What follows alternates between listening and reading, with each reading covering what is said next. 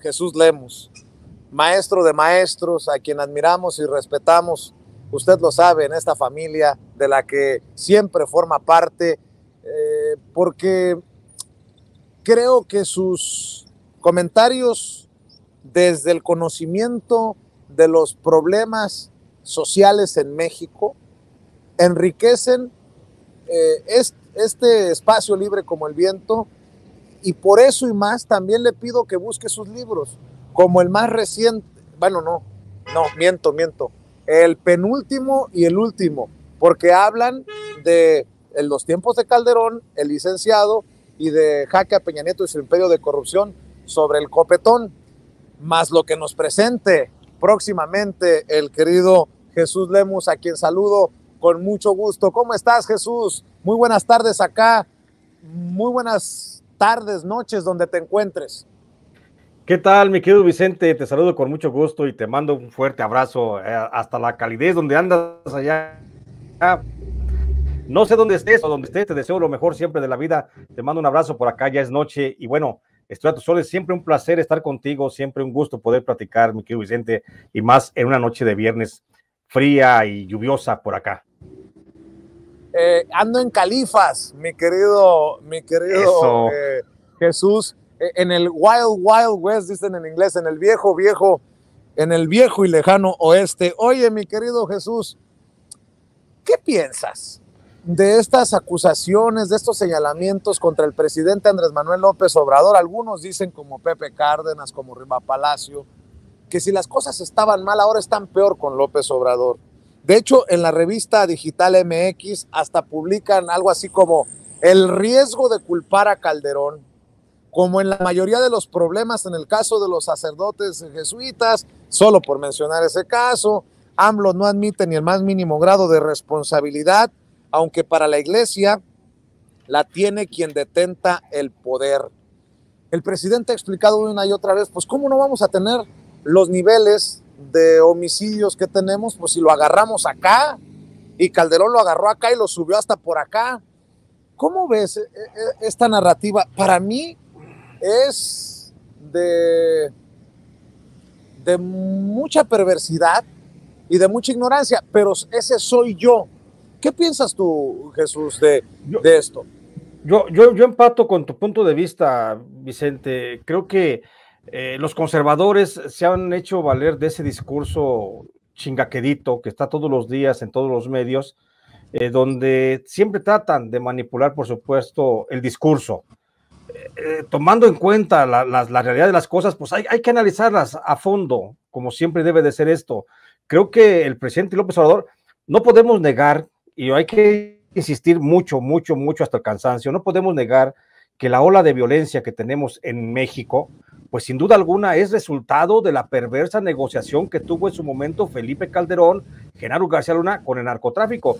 Ellos fueron los que le dieron todo ese poder, todo ese crecimiento al narcotráfico, a los grupos del crimen organizado y a los grupos de delincuencia organizada. Ellos fueron los que cobijaron, solaparon toda la perversidad y ellos fueron los que potencializaron todo este crecimiento de violencia, pues que no iba a hacerse, se entendía también claramente desde un principio, no iba a ser cuestión de solamente un sexenio, la violencia es transeccional y no respeta, por supuesto, la temporalidad de los gobiernos federales, pero en este caso, creo que debemos de reconocer que el índice de violencia justamente inicia con Felipe Calderón y que Felipe Calderón, sí es cierto, agarra un nivel de homicidios pues, relativamente muy bajo y él sí lo alcanza a subir porque repuntó. Habría que ver, más bien para sacar exactamente la eficiencia de los cuerpos de seguridad de combate al narcotráfico, habría que contabilizar los muertos de otra forma. Creo que la forma más exacta para contabilizar los muertos es justamente los muertos que ha propiciado el propio Estado. Y esto también el presidente lo ha referido en muchas ocasiones. La letalidad de las fuerzas federales no es la misma letalidad que teníamos con el gobierno de Felipe Calderón. Antes, el ejército, la marina salían con la intención de ir a asesinar a quien se les atravesara, ir a detener a quien se les atravesara, ir a secuestrar, a desaparecer a quien fuera, con tal de dar una supuesta apariencia de que se estaba combatiendo a la delincuencia. Hoy las fuerzas federales en las calles vemos que su nivel de letalidad ha bajado mucho, no son tan violentos como antes, respetan más los derechos humanos. Hoy hay una relación, sí hay todavía algunos eventos, pero son realmente aislados. Hoy hay una relación de Estado, de derecho, con las fuerzas federales, pues muy, muy acertada. Entonces, creo que no de mal gusto, es de una miopía intencionada, el hecho de querer decir, hoy tenemos 120,000 muertos, cuando fueron los 120,000 muertos de Felipe Calderón, pero como dice el presidente, están muy arriba. Pero lo que debemos de no perder de vista es eso, mi querido Vicente. Fue Felipe Calderón y Genaro García Luna los que le dieron toda esa posibilidad de crecimiento del narcotráfico, y lo que estamos viendo hoy, la ola de violencia, pues ese es un efecto de aquellos tiempos, de cómo se posicionaron los grupos, y que ha costado pues ir desarticulando, ir haciendo por allí el combate al narcotráfico, que también, bueno, habría que ver qué es lo que está fallando en el actual gobierno en la estrategia de seguridad, porque también hay que reconocer una cosa. Nunca como antes, Vicente, nunca como antes se había atacado el problema de la delincuencia desde su raíz, como lo ha dicho el presidente. Hoy son 800,000, no, perdón, son casi 3 millones de jóvenes los que están recibiendo un tipo de apoyo de la Presidencia de la República, del gobierno federal, algún tipo de apoyo para evitar que por la necesidad de la escasez en su entorno, la necesidad de atender una familia, la necesidad de no tener dinero, no tener trabajo, se incluyan en el crimen organizado, y esto ha evitado que muchos jóvenes vayan a terminar dentro de las filas del narcotráfico. Sí, Vicente. Oye, Jesús, en la entrevista con El País, sí, que no sé a quién chingados le pareció importante entrevistar en exclusiva a Vicente Fox, el expresidente llama a estos programas sociales mamadas. El presidente Andrés Manuel López Obrador se sostiene, dice que hay que seguirle apostando.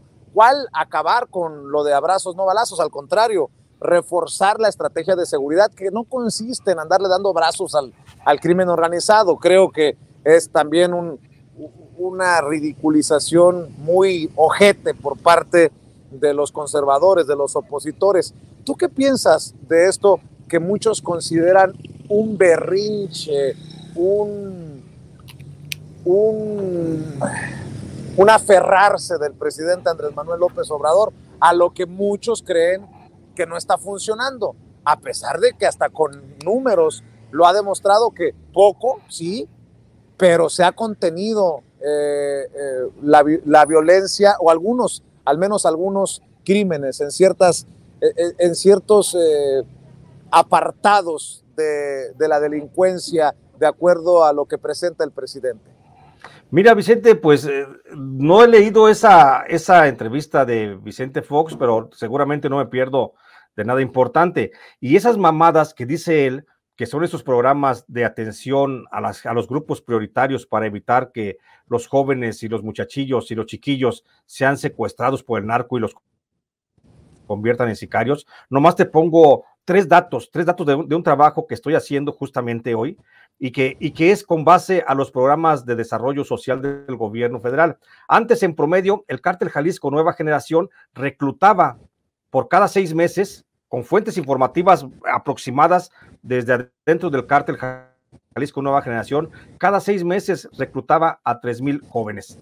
Cada 6 meses, Vicente, el Cártel Jalisco Nueva Generación, desde que se está aplicando el programa de atención a las zonas marginadas con el apoyo a los niños, te voy a decir que el Cártel Jalisco Nueva Generación ha reclutado solamente a 1,000 jóvenes. Es decir, solamente una tercera parte de los jóvenes que reclutaba el Cártel Jalisco Nueva Generación ha podido cooptar en lo que va de el año pasado y este año. Es un trabajo, te digo, que le estoy dando forma. Lo que te puedo adelantar esa cifra: 3,000 jóvenes capturaba el Cártel Jalisco Nueva Generación antes de que llegara el presidente López Obrador, y ahora solamente semestralmente se captan o se logra reclutar a 1,000 muchachos. En esos términos, aproximadamente también el Cártel de Sinaloa reclutaba cada 6 meses, reclutaba entre 1,500 y 2,500 muchachos a sus filas.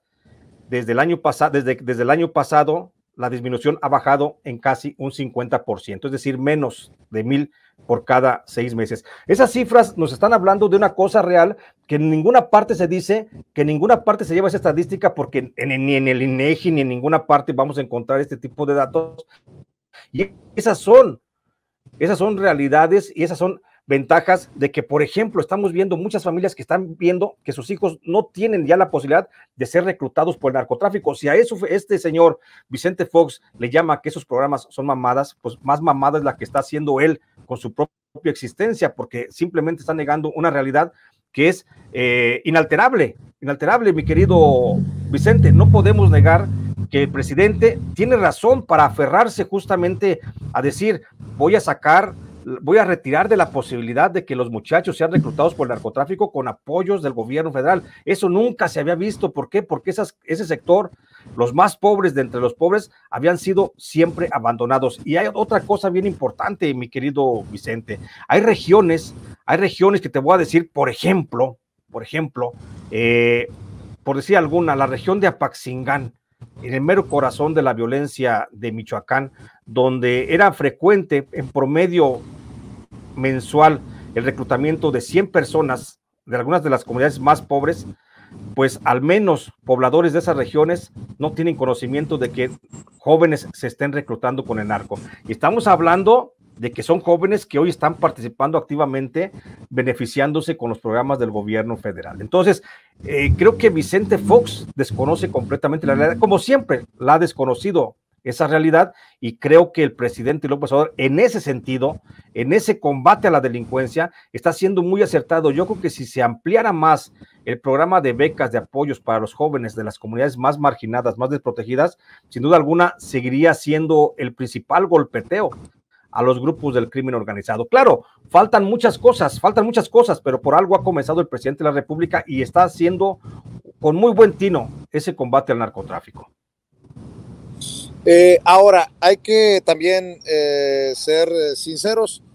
Hay en esta procuración de justicia, en este engranaje, mucho golpeteo político. Ahora se viene el caso de Alejandro Gertz Manero, que muchos me dicen que es parte de su chamba esto de las negociaciones, este audio que se exhibe conversando con el papá de Emilio Lozoya Austin, el ex titular de Pemex en tiempos de Peña Nieto. Creo que lo que buscan es arreciar el golpeteo contra Gertz Manero, a ver cómo también lastima o impacta al presidente Andrés Manuel López Obrador. Solamente así lo podría entender, pero te pregunto a ti, ¿qué piensas de este nuevo escándalo del fiscal? Un fiscal que, más allá de sus escándalos familiares o incluso esta conversación, pues hemos dicho que no avanza como muchos quisiéramos que avanzara, y hasta creemos que debería de renunciar, insisto, más allá de los escándalos. Pero ¿qué piensas de esto, mi querido Jesús? Yo pienso, Vicente, que en el caso del fiscal, en este nuevo audio que le ha salido al fiscal, donde está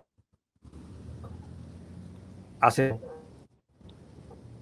a la defensa de Emilio Lozoya, deja por demás muy mal parado al presidente de la República. ¿Por qué?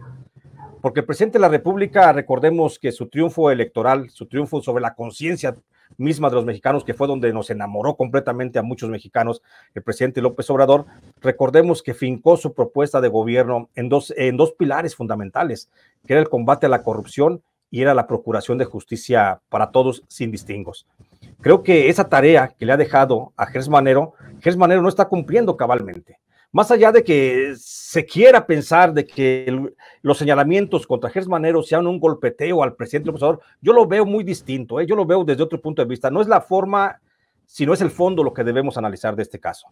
La forma, muchos dicen, oye, ¿por qué se filtraron los audios? ¿Quién tiene interés de golpear a Gertz? Porque si golpeas a Gertz, golpeas al presidente López Obrador. Vas a golpear a la Cuarta Transformación si golpeas a Gertz. Esa es la forma. El fondo es que tenemos un fiscal altamente corrupto, mi querido Vicente, y el presidente de la República no alcanza a ver esa situación. Ahí están, como lo platicaba una otra vez con mi querida Meme Yamel, ¿a los cuántos audios tiene que renunciar un fiscal? Ya son 2 audios los que evidencian el grado de corrupción. aparece en uno negociando, bueno, ya se ha hablado mucho, negocia con el subprocurador y habla de cómo está maniobrando al interior de la Suprema Corte de Justicia de la Nación para dejar en reclusión a una persona inocente acusada del delito de homicidio. Y en este caso, bueno, está asesorando al hijo, al padre de un inculpado del delito de corrupción para que pueda llevar a cabo el buen trabajo. Ese no es el trabajo de la fiscalía, mi querido Vicente. El trabajo de la fiscalía, el trabajo del fiscal es la procuración de justicia. Es la procuración, es llevar justamente la procuración de justicia a quien lo necesita y a quien y llevar ante la justicia a aquellos que han violentado el marco jurídico. Cualquiera que haya leído los códigos penales, el Código de Procedimientos Penales, el Código Penal Federal, puede entender claramente una cosa. La Fiscalía General de la República en ningún momento tiene la facultad de subsanar las deficiencias de la defensa. Eso le corresponde siempre a un juez y en determinados momentos del proceso. Lo que está haciendo aquí el fiscal Gersmanero deja mucho que desear. Más allá de dónde venga el golpeteo, más allá de quién filtró los audios, estamos viendo a un fiscal general de la República que por primera vez que es un funcionario que no es el presidente de la República, que podría hacer que fracase un proyecto de gobierno. De ese tamaño veo yo la situación de Alejandro Gersmanero. Creo que está muy distanciado de la política del presidente, porque el presidente López Obrador, mientras todos los días sale con todo y está remendando el país de los pedazos que lo dejaron los pasados gobiernos, los neoliberales, Vicente Fox, Felipe Calderón, Enrique Peña Nieto, y de ahí para atrás, todos ellos, y está remendando el país y recogiendo los pedazos de un lado, acomodando el rompecabezas, todo eso, mientras el presidente de la República se le va la vida en eso, porque literalmente se le debe estar yendo la vida al presidente de la República en este trabajo, pues Alejandro Gersmanero está haciendo de la Fiscalía General de la República y de la Procuración de Justicia, pues una empresa particular que la maneja como él quiere. Creo que aquí sí, mi querido Vicente, creo que este Alejandro Gersmanero es el eslabón más débil dentro de la Cuarta Transformación y es el que podría hacer que se descarrile este proyecto que va a ser transeccional. Es la idea del presidente y es la idea de muchos mexicanos que coincidimos con esa transformación de abandono de las viejas prácticas del neoliberalismo. Esa es la intención, que esto no termine cuando el presidente López Obrador termine su gestión, que esto continúe con quien tenga que continuar, con el próximo presidente o la próxima presidenta que salga, porque va a ser arrolladora la victoria, por supuesto, de Morena, porque el pensamiento de López Obrador va a seguir permeando, y ese pensamiento no puede descarrilarse solamente por el capricho de un hombre que está empecinado en querer controlar la justicia, la procuración de justicia, solamente por sus pantalones. Fíjate que estamos plenamente bendecidos, orgullosos aquí en Sin Censura de tener a tantos expertos que pueden aportar diferentes visiones, ¿no? Esta mañana entrevistaba al doctor Isaac de Paz González, jurista constitucionalista. Él decía que no veía nada fuera de lo normal, entre comillas, de los procedimientos que él ve como hombre de leyes. Sí dice que se equivoca Gersmanero en negociar estas cosas por teléfono y las formas que usa para referirse y dialogar con el papá de Emilio Lozoya Austin. Lo mismo mencionaba Julián Atilano, pero qué interesante el punto que tú tocas, que ni yo lo había, te soy sincero, no lo había pensado. ¿Qué papel juega un fiscal general de la República? ¿Qué tiene que hacer el fiscal general de la República orientando u opinando incluso sobre la defensa de un inculpado, de un personaje al que está llevando al banquillo de los acusados esa Fiscalía General de la República y con el que está negociando? Creo que ese es un punto muy importante. Hoy el presidente Andrés Manuel López Obrador también dice que no se va a meter. Yo sí creo que merecía el caso un pronunciamiento del presidente, pero bueno, ese soy yo. El presidente también, como lo ha dicho, es dueño de sus silencios y en este caso decide no comentar, pero sí dice que sigue respetando el trabajo de Alejandro Gersmanero, Jesús. Mi querido Vicente, la postura del presidente, por supuesto que se entiende. Él sabe cómo administra el país, él sabe en su foro interno cuál es la estrategia, qué es lo que debe de seguir. Por supuesto que todos confiamos en su conocimiento, en su sabiduría, diría yo, porque a final de cuentas el presidente yo lo considero un hombre sabio, y por supuesto que él es dueño de su silencio, pero también tiene una gran responsabilidad como jefe de la nación mexicana, como jefe del Estado mexicano, como representante de todos los mexicanos, como el administrador de este país, tiene una gran responsabilidad para dejar ver hacia dónde va a dirigir esta importantísima tarea que es la procuración de justicia. La procuración de justicia es lo que los mexicanos hemos reclamado desde hace décadas. No te mentiría, a lo mejor, si estamos hablando de más de 50 años, que estamos exigiendo los mexicanos una adecuada procuración de justicia. Y cuando llega el momento de tener una fiscalía autónoma, que no independiente, porque hay que también esclarecer eso, pareciera que en la fiscalía del señor Gers Manero confunden la independencia con la autonomía, que no es por supuesto lo mismo. Entonces tenemos una fiscalía autónoma y pareciera que las cosas se van a dar muy a favor de un Estado de derecho más justo, más correcto, de pleno respeto a los derechos humanos, pero sobre todo de pleno respeto al marco jurídico, y pues resulta que no, y en esto la Fiscalía General de la República le está quedando al deber a los mexicanos y al presidente López Obrador en una tarea fundamental, mi querido Vicente, el combate a la corrupción. El caso por autonomacia de corrupción que tenemos en México, el caso emblema, el caso cúspide, sin duda alguna, es el de Odebrecht, Pemex, de la pasada administración, en la de Enrique Peña Nieto, donde está, por supuesto, Emilio Lozoya en el centro de todas las acusaciones. Y ese caso tan emblemático de combate a la corrupción, que el propio fiscal esté dándole consejos al acusado de cómo defenderse de él mismo, que él es la parte representante del pueblo mexicano, pues eso ya es un conflicto de intereses muy grave y muy lamentable, mi querido Vicente. No podemos pensar en esa posibilidad. Ahora, yo quisiera saber en cuántos casos, si alguien ha dicho que esa no es nada lejano de lo que hace la Fiscalía, en cuántos otros casos de mexicanos procesados ha habido esa participación de la Procuraduría ayudándole al acusado. Vicente, te lo digo yo por mi propia experiencia. Yo estuve acusado por la entonces Procuraduría General de la República y ni siquiera un acceso a un abogado tuve.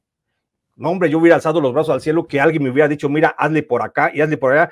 Alguien desde la misma Fiscalía, ya no el Fiscal General de la República, pero que el Fiscal General de la República se ponga a subsanar los defectos de la defensa, eso es, no solamente es inmoral, Vicente, es ilegal, porque esa función solamente es competente para un juez, y te digo, solamente en determinados momentos del proceso penal, no siempre.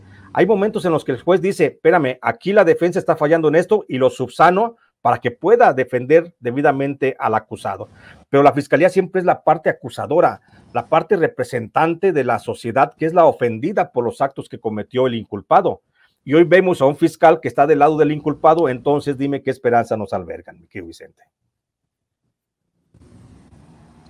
Jesús, para cerrar, tu opinión acerca del banderazo que se da la luz verde para el esclarecimiento de desapariciones, del actuar, el oscuro actuar en temas de represión, de asesinatos, que se da en el campo militar número 1 ayer, si recuerdo bien, y la esperanza que muchos tenemos de que así una comisión de la verdad también nos diga oficialmente de qué tamaño fueron las perversidades y las trácalas del 90 a la fecha. ¿Por qué no cierras con una reflexión, algún comentario sobre esto? Gracias, Vicente. Bueno, con relación, pues es un hecho histórico el que el campo militar Marte, campo militar número 1, el más importante del país, pues abra expedientes de la actuación de muchos de sus funcionarios. Ojalá que esa apertura de expedientes, pues no sea como la que otras instancias a veces ofrecen a través del área de transparencia, que nos vayan a presentar expedientes testados, que nos vayan a presentar expedientes mochos, o que digan el expediente tal que estás buscando no existe. O sea, hay muchas cosas, pero por supuesto es de aplaudirse la decisión oficial de abrir los expedientes del de los militares, que ojalá no nada más sean como muchos de los que ya han tenido acceso a algunos de esos expedientes, que ojalá no nada más sean pues los currículos vitae de algunos de los coroneles, generales, secretarios, funcionarios de la propia Secretaría de Defensa Nacional, que ojalá sean operaciones a fondo que llevó a cabo el ejército para ir esclareciendo poco a poco, porque esto, como tú bien dices, esto nos habrá de dar paso a la integración de una comisión de la verdad para conocer a fondo cuál ha sido el papel del ejército mexicano desde que se le sacó prácticamente de los cuarteles y se le llevó a hacer tareas pues que no tienen nada que ver con la seguridad nacional, como es el combate al narcotráfico. Desde 1975-76, recordemos que fue cuando se dio la primera operación, la Operación Cóndor, la primera operación contra el narcotráfico, donde no hay que olvidar, al frente de esa operación ya estaba el que hoy es fiscal Alejandro Gertz Manero. Y entonces, ojalá podamos entender cuál ha sido la actuación de las fuerzas federales en materia de seguridad pública y qué tanta participación han tenido con relación a las decenas, cientos de desaparecidos que han sido, pues sí, extinguidos en manos de ellos mismos. Querido Jesús, ¿por qué no cerramos invitando a la gente que nos está viendo y escuchando, a las miles de personas que están conectadas en Sin Censura esta tarde para mí, esta noche para la gente en el centro del país, para que siga tu trabajo, para que te lea, para que te busque, para que te apoye, querido Jesús? Gracias, Vicente. Pues a mí me encuentran, si me buscan, le agradecería mucho a la gente. Pues estoy en redes sociales, estoy en Facebook como Jesús Lemus Barajas y en Twitter estoy como @Lemus Barajas. Les recuerdo también a la amable audiencia de Sin Censura que también tengo un canal donde transmito todos los días de 9 a 10 de la mañana. El canal se llama J. Jesús Lemus. Ahí hago análisis informativos y, bueno, hago mis reflexiones informativas sobre los aconteceres más importantes de información. También transmito en ese canal los sábados de las 4 a las 5 de la tarde. Y pueden encontrar mis libros, mi querido Vicente, en cualquier librería. Ahí están los libros. Los más recientes son los que hablan justamente de la perversión de Genaro García Luna, que en el libro que se llama El Licenciado, y la otra es de la corrupción de Enrique Peña Nieto en el libro Jaque a Peña Nieto. Entonces, ahí están todos mis libros. Hay muchos libros todavía en librería. Tengo 10 libros escritos y todos temas relacionados con el narcotráfico, con la cárcel, con la corrupción y con el desplazamiento social. Entonces, ahí estoy a sus órdenes, Vicente, y como siempre, muy agradecido por este espacio que me brindas. Mi querido Jesús, es viernes. Y el cuerpo lo sabe, ¿eh? El cuerpo lo sabe. Es viernes, un chatito. Por lo menos un chatito, sí, tiene que caer hoy en el cuerpo, porque el cuerpo lo reclama a gritos, mi querido Vicente. Y trabajas mucho además, querido Jesús. Te mando un abrazo y gracias por llegar a la cita con la audiencia de Sin Censura. Cuídate. Gracias, un abrazo, hasta luego. Gracias, el maestro Jesús Lemus, a quien le mandamos un abrazo, hablando con nosotros Sin Censura. Amigos, amigas, regresamos en breve, pero mientras seguimos hablando sin pelos en la lengua, Sin Censura, usted puede suscribirse a nuestros 3 principales canales en YouTube. Sin Censura Media, en donde tenemos más de 1.600.000 suscriptores, Sin Censura TV, en donde tenemos más de 1 millón de suscriptores, y en Sin Censura Presenta, en donde queremos llegar muy pronto a los 100,000 suscriptores. Si usted ya está inscrito en Sin Censura Media, suscríbase en Sin Censura TV. Si ya está suscrito en Sin Censura TV y Sin Censura Media, suscríbase a Sin Censura Presenta. Recuerde que es gratis, no tiene que sacar un solo centavo de su bolsillo para apoyarnos. Dele clic en la campanita para que los señores y señoras de YouTube envíen las notificaciones cuando estemos transmitiendo en vivo y en directo o estemos subiendo videos. También nos puede seguir en Twitter en @Vicente Serrano. Y hasta en Instagram. Ojo, también estamos en Instagram. Son nuestras redes sociales. Y con el apoyo de ustedes, seguimos creciendo. Porque con ustedes todo, sin ustedes nada.